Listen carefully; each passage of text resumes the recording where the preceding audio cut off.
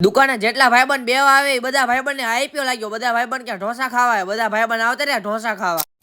તો કેમ છો બધા મિત્રો, મજામાં દેશો? આપણા નવા મિની વ્લોગમાં તમારું બધાનું સ્વાગત છે. બપોરે જમી કરીને બહાર આવ્યો, બધા મહેમાન આવ્યા, પછી તો બધા મહેમાન આરે ઉપર બેહવા આવતા રહ્યા. આપણા માસી ક્યાં કોઠી આઈસ્ક્રીમ ખાવો હોય, પછી તો ગાડી કાઢી નીકળી ગયા કોઠી આઈસ્ક્રીમ લેવા. આવતા રહ્યા આરિયામાં કોઠી આઈસ્ક્રીમ લેવા. પછી તો 2 ડબ્બા પેક કરી લીધા, ગાડી કાઢી નીકળી ગયા પાછા ઘર બાજુ. ઘરે આવીને પાછા આઈસ્ક્રીમ ખાવા બેહી ગયા. કોણે કોણે કોઠી આઈસ્ક્રીમ ખાધેલો હે કોમેન્ટ તો કરો. બધા મહેમાન કે ભાવનગર જવાનું હોય, 4 વ્હીલ ને સર્કલે મૂકી જા. પછી તો 4 વ્હીલ કાઢી નીકળી ગયા મહેમાન ને સર્કલે મૂકવા. પછી તો મહેમાન ને સર્કલે ઉતારી દીધા. ઘરે આવીને પછી તો આપણે 4 વ્હીલ ને ઢાંકી દીધી. પછી તો નાની દુકાને ધ્યાન રાખવા બેહી ગયા. દુકાનનો સામાન લેવા જવાનું હતું, ગાડી કાઢી નીકળી ગયા. હું ને આકાશભાઈ સામાન લેવા. ગોડાઉન ને હાકરના કાર્ટૂન લેવા આવી ગયા. 2 હાકરના કાર્ટૂન મૂકી દીધા, ગાડી કાઢી નીકળી ગયા. હું ને આકાશભાઈ ઘર બાજુ. હાકરના 2 કાર્ટૂન ઘરે મૂકી દીધા. પછી તો મોટી દુકાને બેહવા આવતા રહ્યા.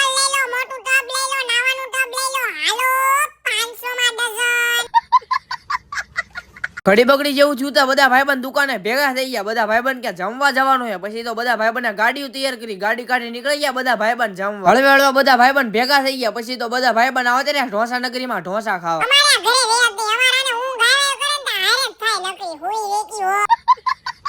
ઢોસા નગરીમાં આપણો ભાઈબંધ બધાને ઢોસા ખવડાવશે. આપણું નામ દેશો એટલે તમને ડિસ્કાઉન્ટ કહી દેશે. પછી તો બધા ભાઈબંધના ઢોસા આવી ગયા, ઢોસા ખાવા માંડ્યા. તમે બધા ફોલો તો કરી નાખો.